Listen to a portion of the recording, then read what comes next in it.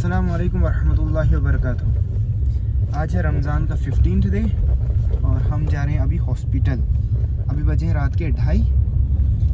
हम जा रहे हैं इसलिए ताकि असल में क्या है, पिछले 7-8 सालों से डिस्ट्रिक्ट हॉस्पिटल डोडा में सहरी और इफ्तारी का इंतज़ाम होता है अबाबील की तरफ से। तो मैं आपको असल में मकसद ये है जाने का, मैं आपको दिखाना चाहता हूँ उन वॉल्टियर्स का, अबाबील के वॉल्टियर्स का स्ट्रगल, जो रात को वहाँ पे 2:30 बजे आके या 2 बजे आके पहले तो खाना बनाते हैं, उसके बाद उसको लोगों को देते हैं और उसके बाद खुद खाते हैं घर जाके, मतलब खुद सहरी करते हैं। और ये निज़ाम, ये चीज़ पिछले 7-8 सालों से चल रही है और इसके साथ साथ वहाँ पे इफ्तारी का भी इंतज़ाम होता है। रब के मेहमान तेरा नाम मुबारक हो, है माहे रमज़ान, है रब के मेहमान तेरा नाम मुबारक हो। तो हम अभी हॉस्पिटल से निकल गए हैं वापस के लिए। अभी मैं आज पहली बार गया था सहरी पे। अभी कम से कम 200 प्लस लोगों को हमने सहरी मतलब सर्व की और इफ्तारी पे 300 प्लस लोग होते हैं हर दिन। एवरेज रहता है 200 और उसमें भी रहता है 250-300। ये हमने मतलब भाई से पूछा वहाँ पे, तो उन्होंने कहा। तो और ये चीज़ चल रही है 10 सालों से लगातार। सोचिए हर दिन कितना खर्चा आता होगा। ऑब्वियसली आपका ही पैसा है, लोगों का ही पैसा है, बट उन लोगों की मतलब हिम्मत की दाद देनी है जो 10 साल से लगातार रमज़ान में सुबह 2:30 बजे उठ के पहले बनाते हैं, फिर उसको फिर सर्व करते हैं और उसके बाद खुद घर जाके खाते हैं। एक तो ये, फिर इफ्तारी पे उस वक्त बनाना, फिर उनको सर्व करना, तो फिर खुद इफ्तारी करना, तो बड़ा मुश्किल काम है। मतलब 10 साल से कंसिस्टेंसी मतलब एक कंसिस्टेंसी बना के रखी है। अभी बजे हैं 11 और मैं चला हूँ कॉलेज के लिए। आज प्रैक्टिकल क्लास थी सुबह ही, मतलब 10 बजे से 11, तो मैं ले नहीं पाया। सर ने लेट किया मैसेज की क्लास से। तो अब चलते हैं, करेंगे कॉलेज में कुछ फन दोस्तों के साथ। अब लास्ट डेज है कॉलेज के, तो वो तो बनता ही है, उतना यादगारें बनाएंगे, कुछ कैप्चर करेंगे कुछ। तो चलते हैं अभी, फिर मिलते हैं इंशाल्लाह कॉलेज में ही। हम हैं अभी बॉटनी लैब में और हम कुछ मक्की शक्की कोट रहे हैं, पता नहीं क्यों। प्रैक्टिकल भाई स्टार्स देखना है, स्टार्स देखना है, आयोडीन डालना है इसमें, फिर स्टार्स देखना है। दिखाते हैं आपको भी। ये जो है ये मैंने कोटा अभी तक,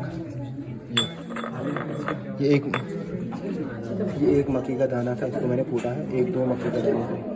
अब इसको हम टेस्ट ट्यूब में डालेंगे, उसके बाद वाटर लेके डिस्टिल्ड वाटर इसको उसमें ऐड करेंगे, उसके बाद बीट करके फिर उसका जो एक्सट्रैक्ट निकलेगा उसको फिल्टर करके फिर हम आयोडीन डालेंगे, फिर हमें स्टार्च दिखेगा। वो भाई हम स्टार्च दिखेगा। इधर भी डालना भाई। भाई क्या हुआ लास्ट में प्रैक्टिकल का? हमने ये फाइंड आउट किया कि इसमें स्टार्च था। कैसे? हमने सोडियम आयोडाइड से ट्रीट किया। किसको? उसी जो वहाँ सैंपल था। फिर हमें दिखा क्या लास्ट में? Blue black colour. Blue black.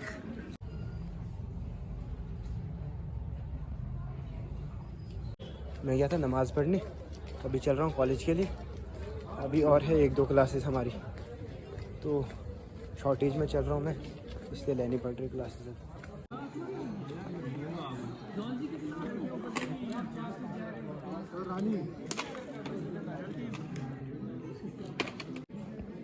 Last में हमारी मेहनत पे इस तरह से पानी फेर दिया जाएगा, काट दिया। सुशांत भाई आप पढ़ने लिखने वाले हो कि सिर्फ लिखने वाले? भाई मजबूरी। ठीक। और करण बताओ। आप लिखने वाले? मजबूरी नहीं है? फिर मुझे भी ले सके। हाँ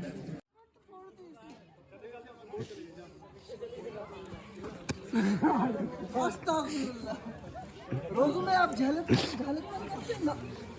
नक्को भाई फिल्टर आप लगा रहे स्नैपचैट के, ये इस्लाम के खिलाफ नहीं है। अपनी शक्ल बदल रहे हैं ये लोग, इनको अपनी शक्ल पे भरोसा नहीं। कैसे बनाते मुला कार्टून थोड़ी और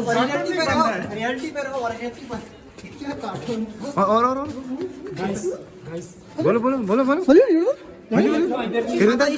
इधर न्यूज़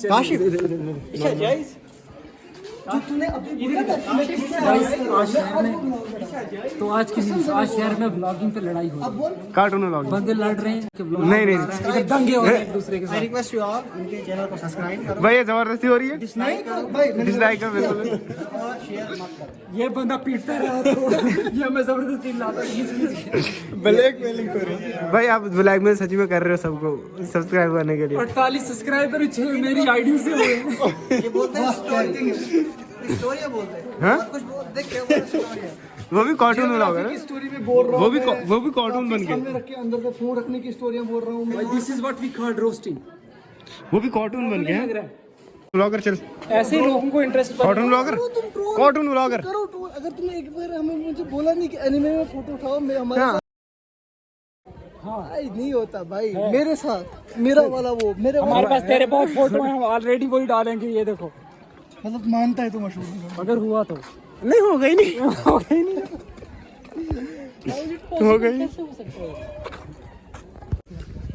बहुत ज्यादा अच्छा। ये लड़े इसको जो भी मिलता है उससे रिव्यू ले रहा है ऐसे ही जबरदस्ती। भाई इसने आपके साथ जबरदस्ती की ना? भाई, मगर मैंने नहीं नहीं नहीं नहीं बनाया ही नहीं आपको यार। इसने ये लड़का जिसको भी देखता है उससे उसको पकड़ के झूठ कर रिव्यू ले रहा है। ये मैं बंदे के 55 सब्सक्राइबर्स और ये कर रहा है एडिटर हायर। इस बंदे ये दिल होना चाहिए इस बंदे को मुझे समझ नहीं आ रही है और ये सारी डिस्कस कर रहे हैं अभी बैठ के। और ये तो हम आए हैं अभी तरावी पढ़ के और आए हैं अपने स्टूडियो पे कुरान वाली वीडियो शूट करने। आऊज़ु बिल्लाहि मिनश शैतानिर रजीम, बिस्मिल्लाहिर रहमानिर रहीम।